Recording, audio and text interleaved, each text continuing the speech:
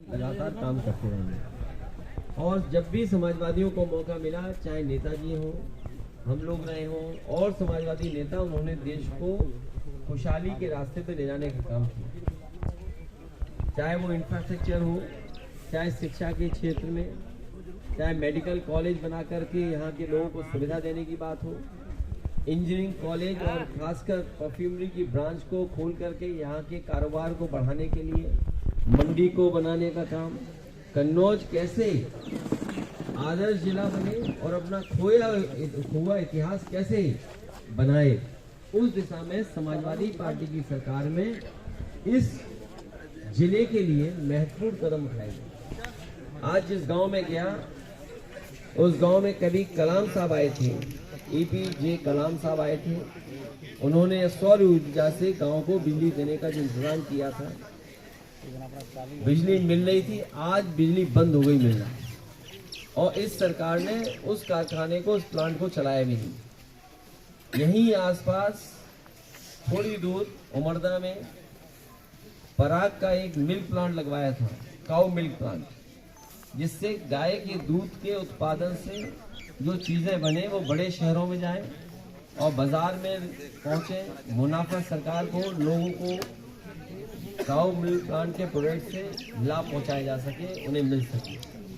वो भी काऊ milk plant बंद कर दिया। जिस इंजीनियरिंग कॉलेज में हम लोग हैं वो आप बेहतर देख सकते हो, बच्चों को सुविधाएं नहीं, टीचिंग स्टाफ नहीं, आज के हिसाब से जो आधुनिक लैब बननी चाहिए या और सुविधाएं होनी चाहिए वो नहीं है। ये आधा अधूरा अभी तक पिछले कई वर्षों से काम पूरा नहीं कर पाई।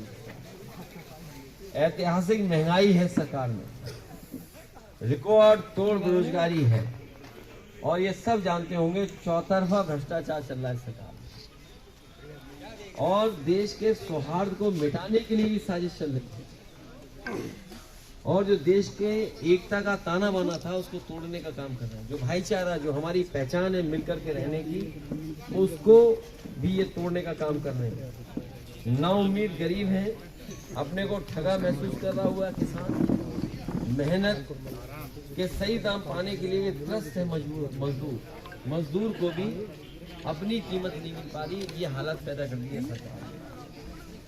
और जिस तरीके से काम पाने के लिए, रोजगार पाने के लिए दर भटकता हुआ हमारा नौजवान है, हताश और निराश हो गया है।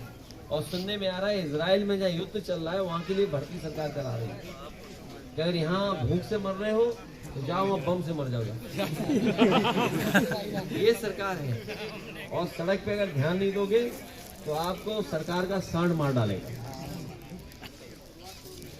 तो ये वाली जनता ने मन बना लिया है, PDA के साथ रहेंगे, PDA ही NDA को हराएगा। PDA 90% आबादी की आवाज है, 90% वो लोग जिनके साथ भेदभाव हुआ, जिनको सरकार ने दूर कर दिया है, चाहे वो अपॉइंटमेंट्स हो, नौकरी हो, रोजगार हो, उनसे दूर करने का काम 90% लोगों को किया है। इस बार 90% लोग मिलकर के इस भारतीय जनता पार्टी को हटाने का काम करेंगे। भैया अग्निवीर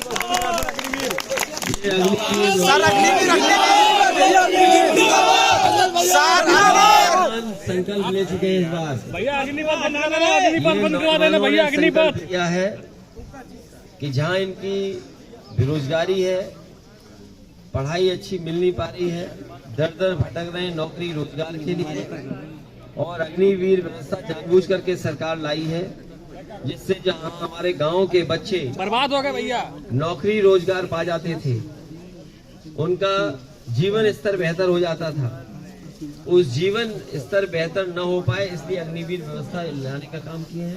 समाजवादी सरकार ये संकल्प दिलाती है नौजवानों को। आज गणतंत्र दिवस के दिन जिस तरीके से फौज की पहले भर्ती होती थी, वैसे ही भर्ती होगी। अग्नि व्यवस्था हमेशा हमेशा के लिए खत्म की जाएगी। बहुत बढ़िया शिक्षा मित्र भैया, ये कोई सुवाद नहीं है। हमें उम्मीद है कि नीतीश जी NDA में नहीं जाएंगे, नीतीश जी इंडिया गठबंधन को मजबूत करेंगे। भैया आज का चुनावी बिगुल आज से बिगुल बहुत पहले बज चुका, सुना नहीं तुमने। बिगुल तो पहले बजा, तुम्हारे कानों तक आवाज नहीं आई, पता नहीं सर्वे शुरू हो गया। ये इसलिए कर रही है सरकार क्योंकि चरम सीमा महंगाई है, बेरोजगारी है, किसान की आय दोगुनी नहीं की, किसान से पैसा लेकर के ये विकसित भारत की योजना चला रहे थे। तो अपनी नाकामी छिपाने के लिए सरकार ऐसे ही कदम उठाएगी। इसीलिए मैंने कहा कि हमारा जो ताना बाना है भाईचारे का, एकता का ताना बाना है, उसको तोड़ने की साजिश है। क्या आप कन्नौज से चुनाव लड़ने जा रहे हैं? समाजवादी पार्टी कन्नौज से लड़ेगी और भारतीय जनता पार्टी के लोगों का सफाया होगा। भारतीय जनता पार्टी घबराई घूम रही है, भारतीय जनता पार्टी घबराई घूम रही है। उन्हें लाइए इंजीनियरिंग कॉलेज में खड़ा करो छत पर और उनसे पूछो कितना काम किया उन्होंने, सब अधूरा पड़ा हुआ है। और मंडी पे, मेडिकल कॉलेज में, पैरामेडिकल में, मंडियों में और परफ्यूमरी पार्क में, स्टेडियम में, लोहिया पार्क में, जनेश्वर मिस गांव में, और 100 नंबर वाली 112 करके पुलिस को बताओ खुली छूट दे दी कि नहीं दे दी? ये हमारे प्रेस के लोग भी सच नहीं बोल सकते, अगर सच बोला तो पुलिस भेज देंगे इनके भैया थोड़ा आप सपोर्ट कर दिया करिए, हम लोग आगे चलाने लगे। नहीं, हम लोग सपोर्ट करें, इसीलिए बोल रहे हैं चलाइए। कौन रोकता है तुम्हें? भैया मंडी का तो ईडी आ जाएगी, ईडी नहीं आई तुम पे है नहीं कुछ। भैया आलू मंडी तो बिल्कुल काम नहीं कर रही। क्या नहीं काम कर रही? आलू मंडी में कोई विकास नहीं हुआ। अब इन्हें बीजेपी वालों ने आलू खरीदा आज तक? 1 किलो आलू नहीं खरीदा। तो क्या मैं तुम भाई ठीक करो दशा, और हमारी पार्टी की दशा ठीक कराओ, और जो बातें पार्टी की है वो पार्टी वाले में बात करेंगे।